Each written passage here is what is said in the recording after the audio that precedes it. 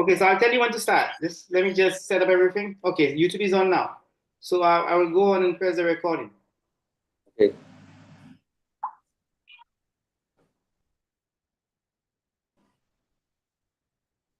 Good day, everyone.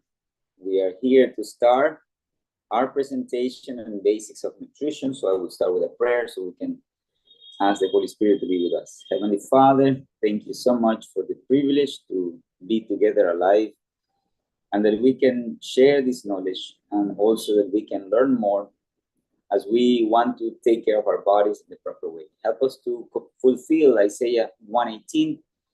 Come, let us reason, that we can eat with reasoning, not only because it tastes good, but because it is good for our bodies.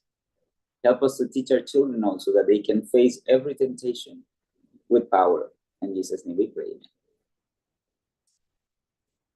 You know, this is very significant because, we face the plate every day, as I tell my children, we have to have power to conquer those temptations.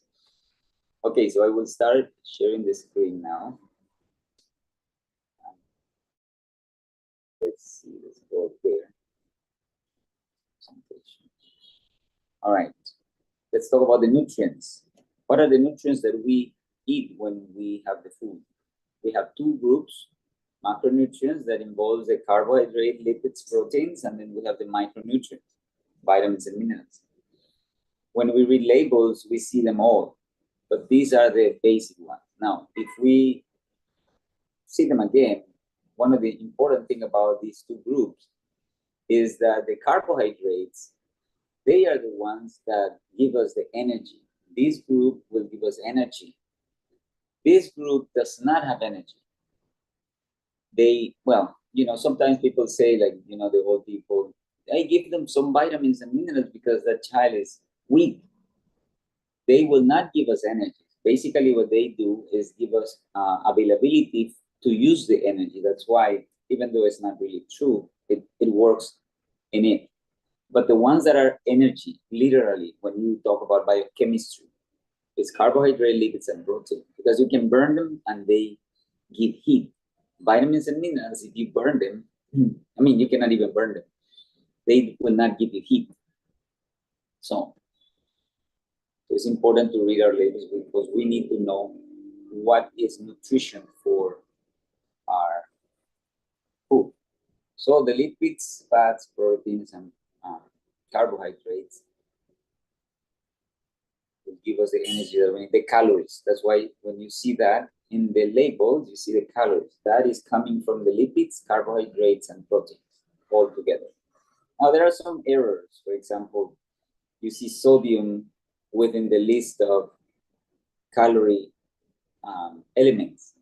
Sodium is not supposed to be there. It's supposed to be there in the section below because it's so much a problem for people sometimes. It is included there.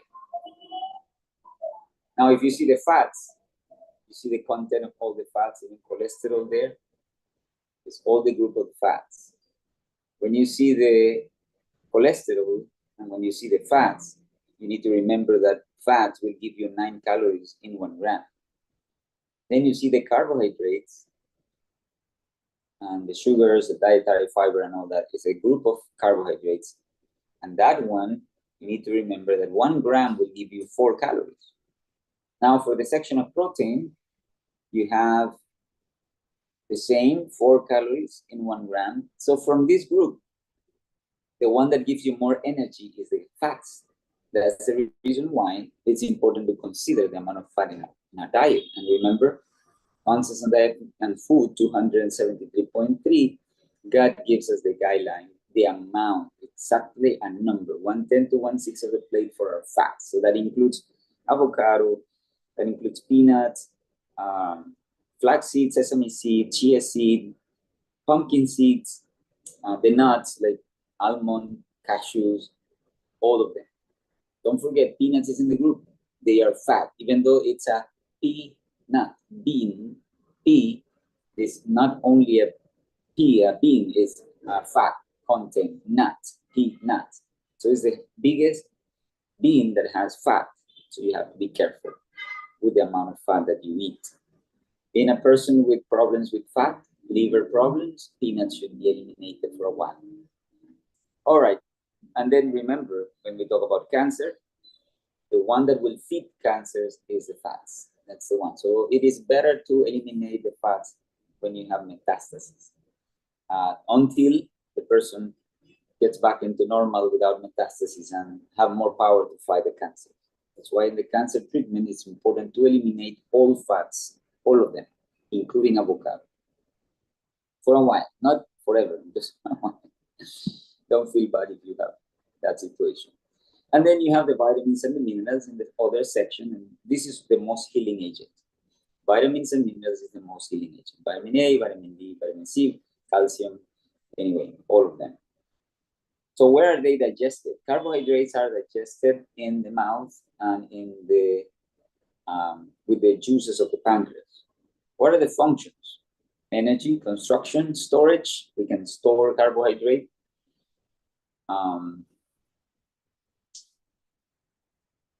Duodenum, yes, in the duodenum, which is the first section of the small intestine. Then we have the fats. The fats have that is folded in a different way, especially very tight. That's why when you break those junctions, they give more energy. The functions are energy, construction, storage. Yeah, you can store fat. If you eat too much fat, if you eat too much carbohydrates, it turns into fat. So you can store it. No question about it. We know we can store fat, we can store carbohydrates. If you eat too much bread, too much rice, you will have to store it because it is too much. The digestion of the fats is done in the duodenum. Now, let me be honest. According to medicine, there is digestion of every one of them in every part of our digestive system. The only thing is that we focus more on the duodenum for the pancreas, for the fats, because of the pancreas function and the liver function on the fats. For the proteins, we have carbon, hydrogen, oxygen, but there is one more element in this group, is nitrogen. Nitrogen is basically toxic. It cannot be floating around. That's why when we talk about the functions of the proteins, there's energy in it. There is construction, to build bones and muscles, but it is not stored. You cannot store protein. So that's something you have to remember. You cannot store protein. Why is that so important? If you eat too much protein, you will have to, throw it away in the kidney to do the kidney. You cannot keep it in the body. You cannot store it. So it requires effort and energy to, put out all the protein. That's why sometimes people are misled that you need to eat a lot of protein and you will be healthier having a lot of protein. It's not true. You can actually eat too much protein daily and cause more osteoporosis. If we talk about osteoporosis, we can talk more about that. So where is the digestion of the protein? The protein is mostly digested in the stomach and also in the duodenum because of the enzymes that are included in these areas. For example, in the stomach, we have the hydrochloric acid because acid helps in the digestion of protein. And then in the duodenum, we have some protease, which is coming from the pancreas into the Willis duct. If you can see there in the screen, you can see in the screen, let me show you 1 second. Go through this one again.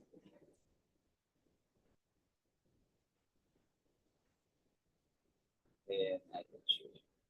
I might go there. And let me put it here. You see that line there in the pancreas? The pancreas is this section here below and behind a little bit of the stomach.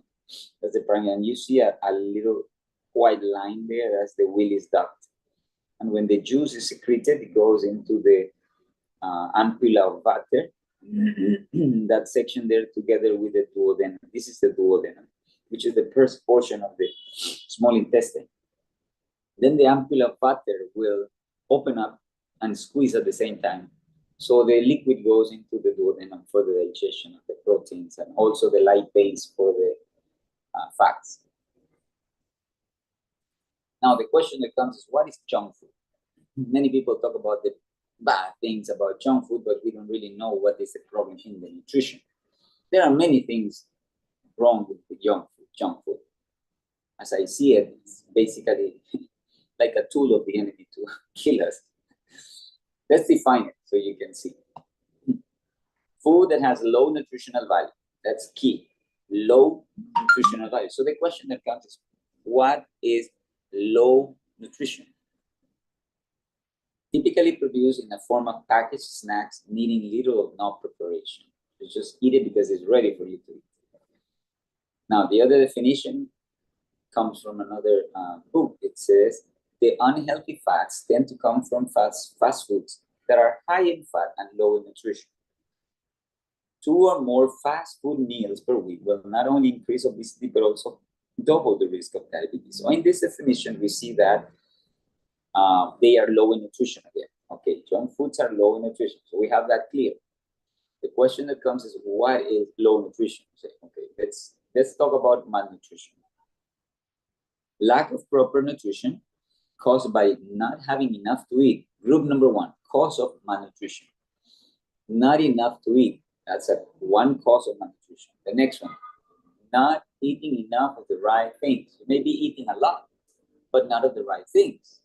For example, if you eat a lot of fat, you're going to end up with diabetes and obesity and inflammation in the body and gout and many other things, because eating a lot of fat will make gout worse.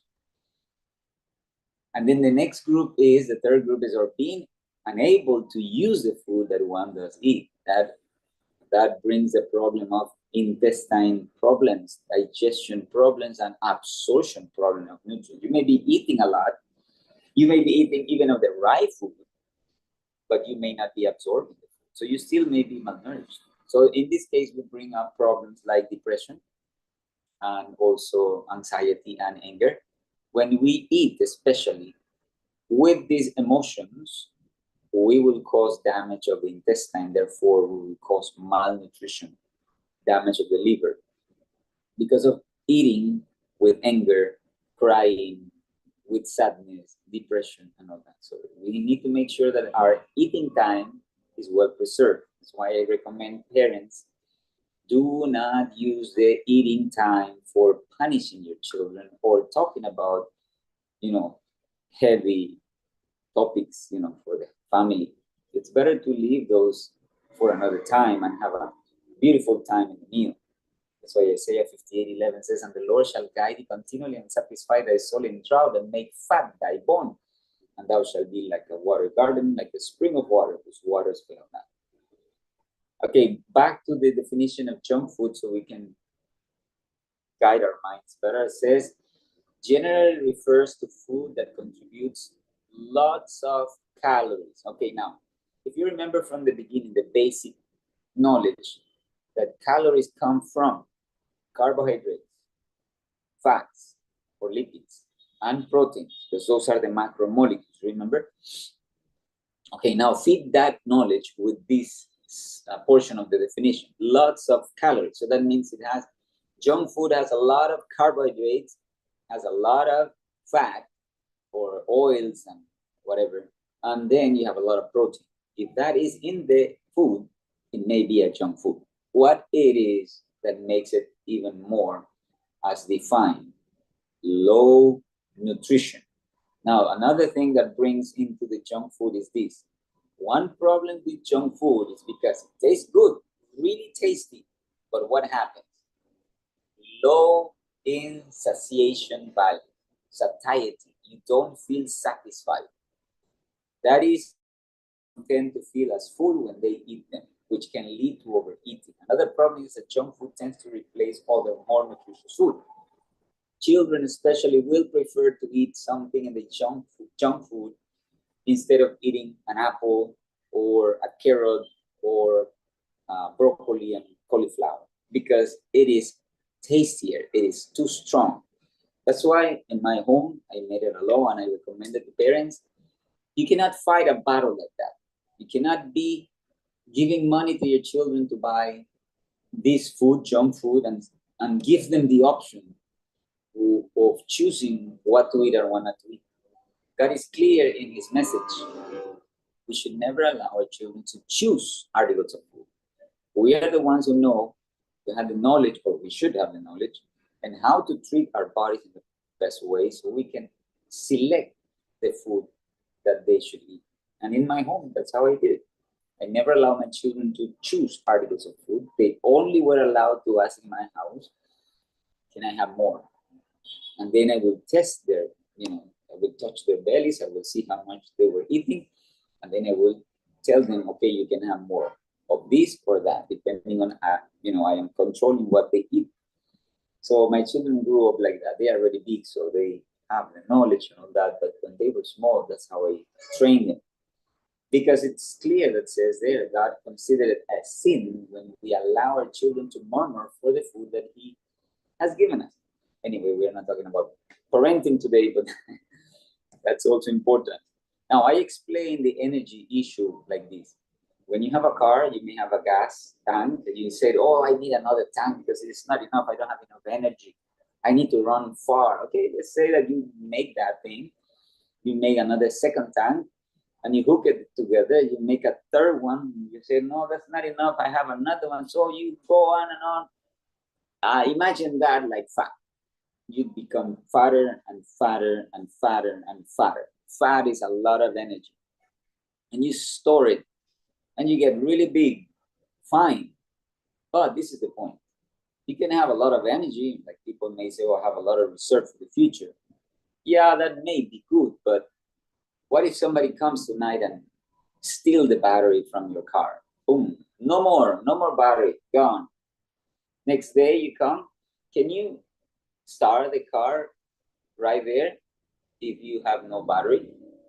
You cannot start the car without battery. So the point is this: the vitamins and minerals are like the battery. They are not the energy. Gasoline is the energy. But even though they are not the energy, they are related. You cannot spark that energy if you don't have enough vitamins and minerals.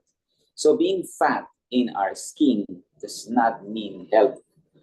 I have many cases of people with problem with malnourishment, especially diabetics, because they have a lot of fat. They have a lot of energy supposedly stored, but there is no vitamins and minerals. So now let's come to the point or the topic of grains, which is a big problem in our society. In our society, especially in the business, they do mill the grains to the point where they lose the fiber, the color that covers the grain, and also the embryo, which is the one that makes the plant. And as you see the anatomy of the grain, you can see the parts. And there is a section of the grain that is called the embryo. That one has all those elements there, the vitamins and minerals, and is the one that grows the plant.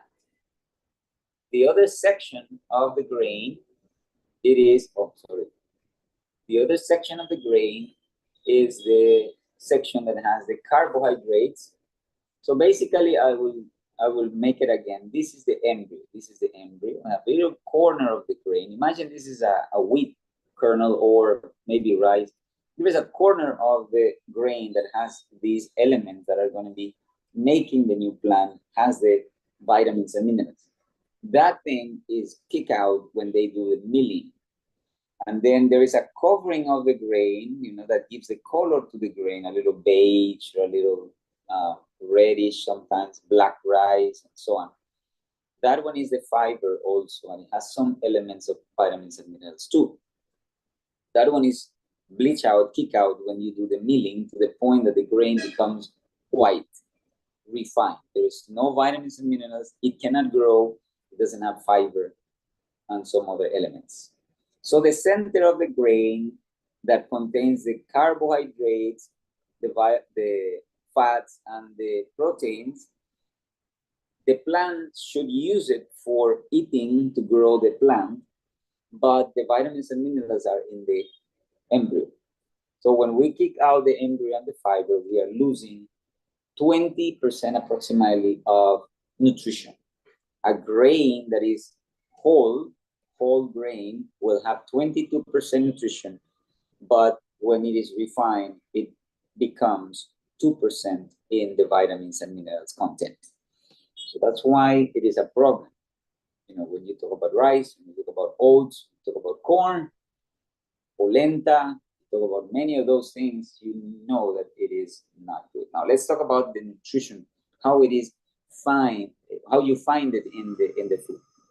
For example, if you see this document from a graphic from Dr. Furman, which I recommend, you see that the greatest vitamins and minerals content, remember, we define it already. Junk food is high in macronutrients, carbohydrates, fats, and proteins, but it's very little nutritional value because there is no vitamins and minerals. What measures nutrition in the food is the presence of vitamins and minerals. So if that is the case and it's clear, let's ask the question, which one is higher in vitamins and minerals? The one that will help us to heal the most. So this is why the importance of this graphic. You need to see it from your own eyes to see what's really nutritious food.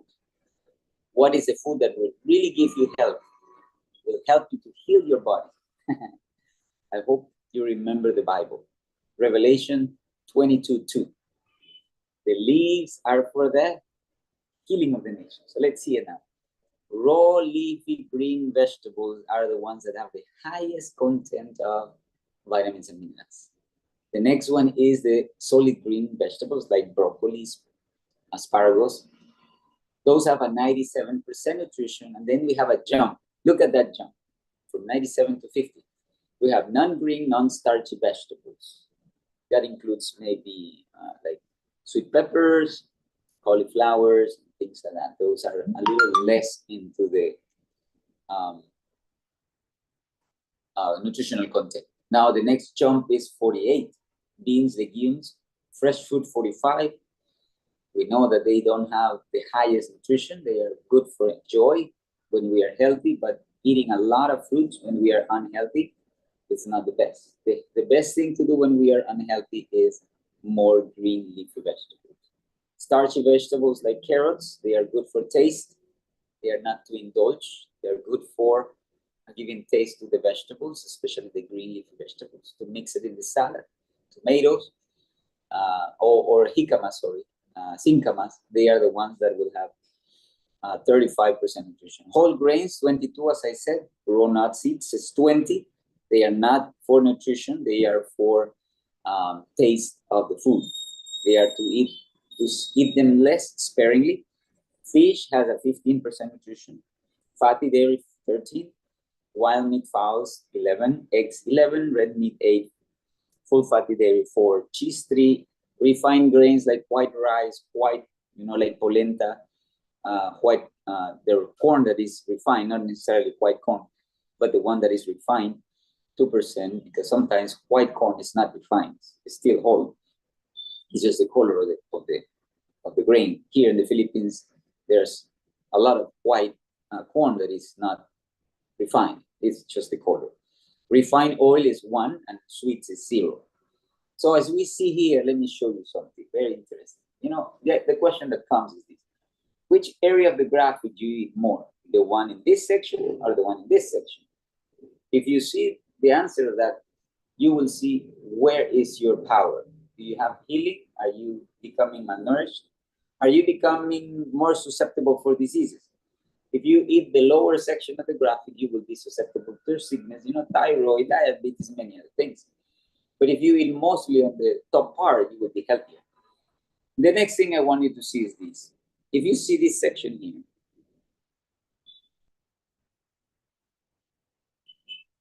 it is not nutritionally valuable.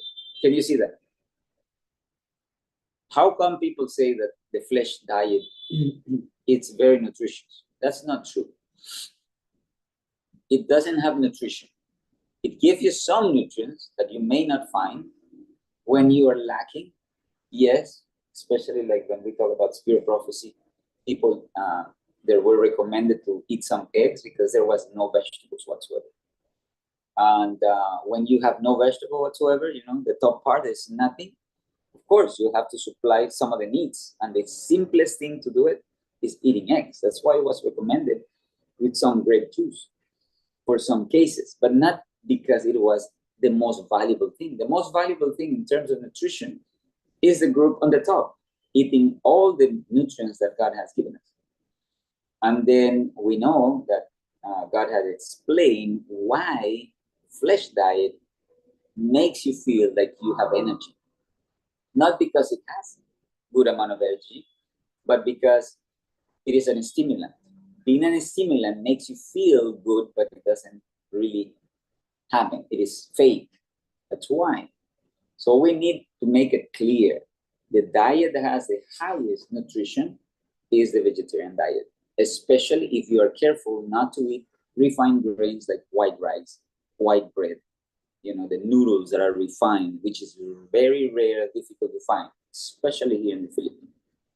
It is almost impossible to find whole grain products. Everything is refined in most of the stores. So how can we eat? How can we live? It's very hard, especially for my family here in the Philippines. That is one of the hardest parts. Now you find fruits and vegetables almost everywhere, but they are not organically grown, so it's a challenge also. But we learn to get what you can and also work in God's plan. Now we see the pyramid of food. This is the correct pyramid of food that I recommend to learn. We have been taught wrong. For example, we were taught that few foods are the most important thing. You have to have a lot of potato, a lot of bread, and a lot of 6 to 11 portions. That's all time knowledge. It's not the best thing to do. We have to learn God's way. So God's way, the best is to have vitamins and minerals, to have a lot of vegetables and fruits in healthy people, because everybody is different and we have to see what is the problem. Like diabetics cannot eat bananas. They should not eat bananas because the body cannot handle it. But once they recover from that, they can eat it again. So the point is, what is your situation? Cancer patients should not be eating a lot of fruits. They should focus more on vegetable meals. But in the regular healthy person, we should have plenty of vegetables, plenty of fruits, or natural sweets like raisins, dates, and things like that, molasses, and so on, to make breads and so on. And then the next group is the cereals. Yes, rice, corn, and potatoes, and sweet potatoes, and things like that. The next group that we need to be careful not to eat too much is the beans. And then the last group is the fact we should be eating less. Very little, basically for giving taste to the food, not to indulge. Be very careful. This is the best godly pyramid of food. This one was done by Dr. Agatha, my mentor. All right, so what is the problem in our society? We eat a lot of starches, with very little vegetables, some bigger portion of protein, and plenty of fat. That's the most common plate, and we need to change our mind. Our plate should not be that way. What about this one? Plenty of protein, like in the Atkins diet, very little vegetables, a little more starches maybe, and then fats. That's not recommended. What about this one? A lot of vegetables and fruits, or fruits, depending on the meal, because it should be not together. One meal for vegetable, one meal for fruits. Then the next is proteins and starches and fat in better proportion. So that looks like a better plate. So it's a set of mind for healing, especially. We are not talking about people that are healthy and are working hard. Pure prophecy says that those that are working hard do not need to be worried so much on the amount and quality of the food, because they are working. And those that are working in the garden, especially physical exercise, really physical exercise, not in the tractor, like using the poles and the things, the instruments for gardening. Those are the ones that need to have a little more carbs, not the ones that are in the office. Office work should be a fruit diet.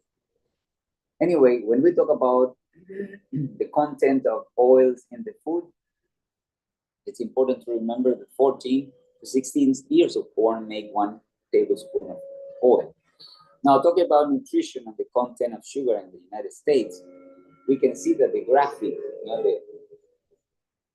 the study shows that sugar has been increasing as the years progress. If you see the year 1822, 1900, 1977, and 1996, the consumption of sugar is 147 pounds per person per year.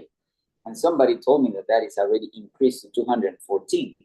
I cannot believe it. because this is all graphic already. But it is important to see that the increase of, and if you see the increase of fat and the increase of dairy product consumption, flesh diet consumption, it's all increased in the years. Now, what's the problem with the sugar consumption? The problem with that is that your immune system is very low. For example, when I do surgeries or I talk about infection with patients, I tell them don't use any sugars or any products with sweeteners in the next week or two. So you can fight infection better, or you prevent infection in cases of surgery. So why? Why is that? Because when you have no sugar in your diet, as you see in the baseline, no sugar in your 0 teaspoons of sugar, your white blood cells can kill 14 bacteria in half an hour. But when you have 12 teaspoons of sugar, you can kill only 5.5. And if you increase that to 24 teaspoons of sugar, like in one banana split, you decrease your immune system power to only 1 bacteria in half an hour. That means you are susceptible for cancer. You are susceptible for infection. But I don't feel anything. I don't have any sore throat, any problem. Well, that doesn't mean it is good. The fact that your body can cope with killing 1 bacteria in half an hour, their soldiers are weak, but you still can make it, doesn't mean it's a good thing to be risking, you know. It's better to have a healthier body than to have a poor body. So the fact that you don't feel something doesn't mean it's a good thing. Don't use the feeling as the rule of thumb for your health. It is not the best thing to do to follow only feelings. All right. If you want to learn more about food content, nutrition and all that, there are several web pages in the internet. One that I have found interesting was this one, nutritiondata.self.com. You can just type the name of the product that you want to study, for example, garlic, honey, whatever. And when you do that, it will come up something like this. And there are many beautiful things in this section. For example, you will see the calories, the nutritional facts. Remember, we were talking about that. Then there is a graphic here that talks about the filling. More filling, as it goes high up, it is more satisfying. And then there is another section here that is called the nutrition.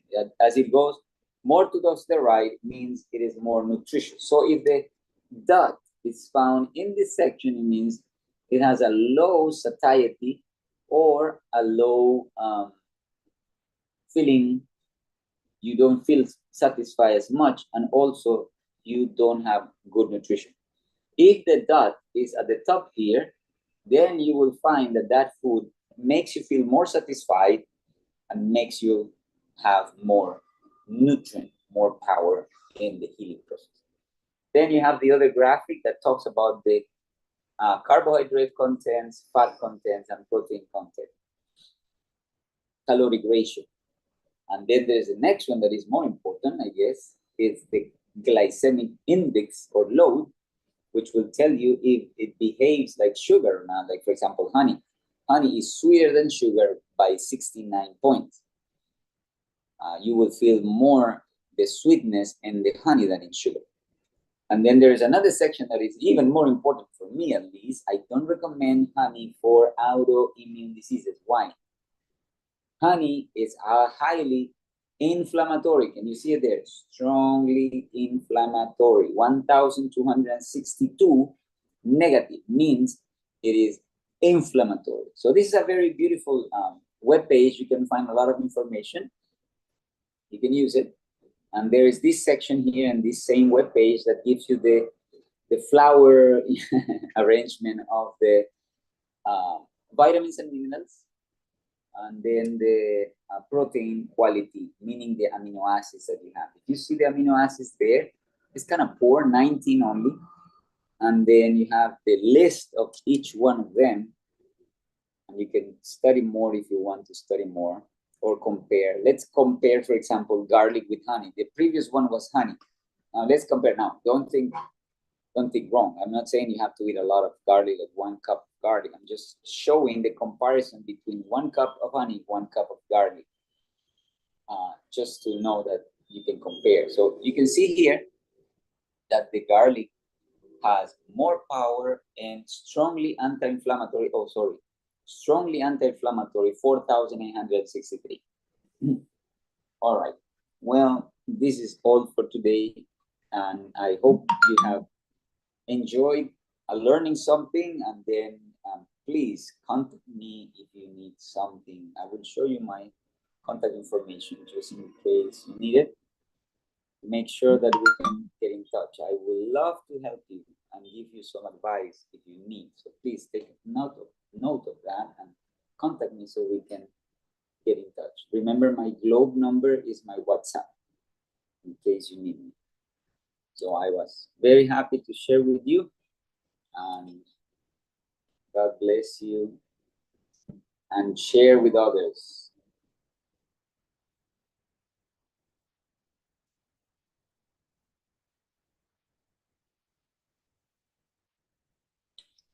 Yes, Brother Boutet, I'm just let me just